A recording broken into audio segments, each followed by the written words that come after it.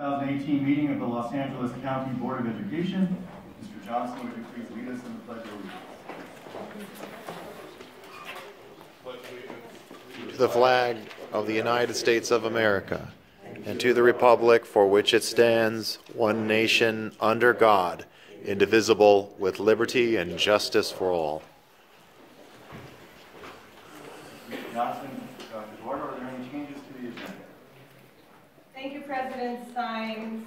Item 5B, status of the Early Head Start Delegated Agency Youth Policy Institute, and item 7C, approval to not include Youth Policy Institute in the 2019-24 Head Start project period has been postponed.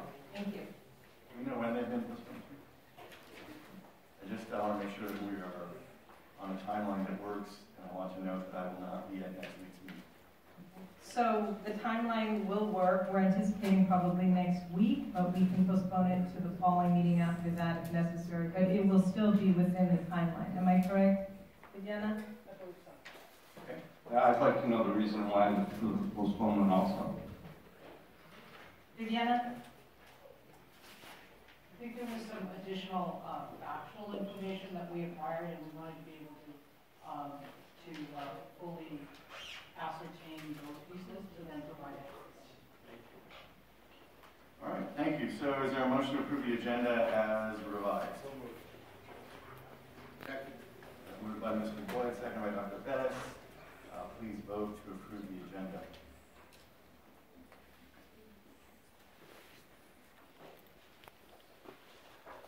The board has voted for nothing to approve the agenda as revised. So we will move then to approval of the minutes of November 13th. Are there any changes to those minutes? All right, seeing none, is there a motion to approve the minutes of November 13th? Do we need him? Yes. We do. Actually, we may not be able to do this. Yeah, I'm just going to have to wait for this.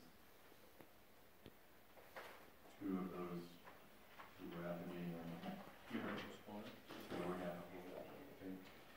We'll hold the approval of those minutes till there are members who were present at the meeting, more members who were present at that meeting in attendance. So we'll move to communications. Are there any communications from board members? Mr. Boyd. Thank you, President Sines. I had the pleasure of attending the CSBA and CCBE meetings last week in San Francisco. Represented Los Angeles County on the Delegate Assembly and also at the CCBE Board of Directors. We were able to get through the, thanks to Mike Walsh, who, by the way, finished up an outstanding year as president. He's a Butte County board member, the second county board member in CSBA history. He and CCBE and immediate past president Amy Christensen have had a hell of a November, literally, because that's where paradise is, and 5,000 students displaced, and it's been extremely difficult, and yet they still managed, especially Mike. It's a huge job being CSBA president. Did an outstanding job of running the convention, did an outstanding job for counties, and was able to consummate the deal that I've talked to you about previously, where the CCBE Legislative Committee is disbanded going forward, and CCBE is guaranteed 4 members on the CSBA Legislative Committee, which is the most important committee, the only one that really counts. Apparently, there was a little rebellion at the CSBA board meeting. They thought we got too good of a deal as county board members. Mike was able to get that through with a slight compromise that the committee was increased from 20 to 24 on a going forward basis.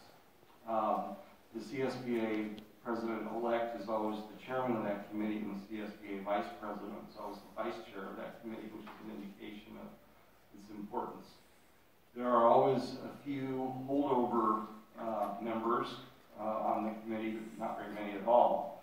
I was very surprised to get a phone call from the new president, Emma Turner, asking me to be a holdover member in 2019. And I'm the only holdover member from the counties, and I said I would do that. And I have the materials for you, as I always do, I'm also on the bylaws committee. We found out that CCBE and CSBA bylaws had no provisions for what happens if an officer moving up the chain loses his reelection. That happened with our CCBE Vice President, Sherman Garnett of San Bernardino County, and so there was a hole there, and we filled it. Janet Wolvermuth of Monterey County is going to take the spot. A very long, complicated procedure as to how we did that with a hole in the bylaws, but both organizations are going to have to revamp their bylaws, and I'm one of 4 people on that. I'm also including, this is all the quote-unquote campaign material you see for these offices, and if you look at it, you'll note that it's all pretty much, they all pretty much say the same kind of things. They all promise to do the same kind of things. They all have 10 years of experience in all these little different areas, and it's interesting how that ends up working. I grabbed every piece of paper I could. They've gone to a all electronic format. Anybody here can look up the app for the conference and look at everything in great detail. The 2 workshops I wanted to mention in particular to you. One is the bonds workshop, the Prop 51 we all worked for and voted on to support, passed by the voters easily. The governor didn't like it and simply dragging his feet on implementing it through the state allocation board. It's the breakfast Saturday, or the workshop, only 18% of that money has been allocated, and it's pretty much all spoken for. And as a lawyer, the part that bothers me most is that they started in late 17 allocating based on date of application. The first batch was from 2012. State law provides they're supposed to do a adjustment for cost of living, basically. And when they awarded the money in 2017, they awarded it in 2012 dollars. So all those awards are short for what they need to do the project, and that's just, nobody's doing anything about it. I don't know how that happens when it's a violation of state law. Governor-elect Newsom is supposed to have a very different attitude. We've all been asked there's a concerted push beginning next month to get this bond money released, because there's a $4 or $5 billion backlog. So they say if your county office or your district has anything in the pipeline, your county offices in particular, that to help your county notify folks and facilitate districts, let them know that the bell is, the starter gun is going off when Governor Newsom gets sworn in on January 7th, and to try and apply. Hopefully, many, many billions of dollars will be allocated in 2019. I have all these materials for your review. Thank you. And thank you, board members. The system seems not to be working, so are there any other communications that you, Dr. Betts? I just wanted to thank Pam from our legislative office. Candace McKeever, Paul McKeever and I had a conversation with her about Governor-elect Newsom's Cradle to Career policy initiative. Bob McKeever was particularly interested in early childhood education. So we had a conversation around what the lay of the land might look like. I know we're going to have a Sacramento visit, so I look forward to that. And we are going to have a conversation, I think, with Keisha and yourself, Dr. Vargas, next week to get a sense of kind of like where we're at, particularly with early childhood education, child development, preschool. There's a lot going on in that area.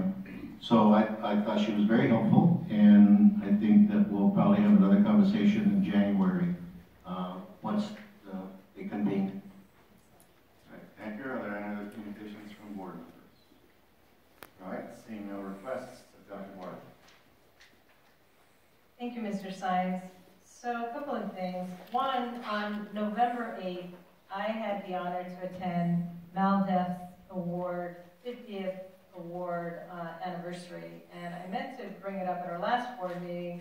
I think we had so much going on with the fires that I neglected to bring it up. But I wanted to bring it up today because it was a wonderful event. And the purpose of the event is really to recognize and highlight MALDEF's commitment and dedication to the community, and to recognize individuals, corporations, and law firms who have been instrumental in advancing justice for Latinos. MALDEF, as many of you know, is headed by our president and General Counsel Tom Saenz, so I wanted to make sure that I brought this up. And some of the people that were honored at that event was the Honorable Vilma Martinez, former ambassador to Argentina, Antonia Hernandez, President and Chief Executive Officer for the California Community Foundation, George Rodriguez, photographer, and Cristela Alonso, a comedian, actress, writer, and producer. So I wanted to share that with you. It was a wonderful event. I also wanted to tell you that the dashboard data has come out, and in LA County, we have 34 districts that have been identified for differentiated assistance. We have been working very hard to call all 34 superintendents to let them know that they've been identified. The actual data has been embargoed until Thursday, December 6th. So we have contacted all of the superintendents. We will be working with them to make sure that they get the support that they need. Also wanted to talk a little bit about the CSBA conference. I was able to attend the conference last week and participated in a panel discussion regarding the opioid epidemic. And I have a copy of the PowerPoint, I'll send it this way first, that we shared with the audience. It was wonderful because not only did we have Sean Fern from the Drug Enforcement Administration, we had our very own board member, Mr. Alex Johnson, who was there and spoke from a board member's perspective about what board members can do to address this issue. And then we had Hall Davidson, who's the Senior Director for Discovery Education. The discussion we had was really about the landscape, the national landscape of this drug and what it's doing in the United States. 134 people die as a result of opioid overdose. There are more than 5 times as many opioid-related deaths in 2017 as in 1999.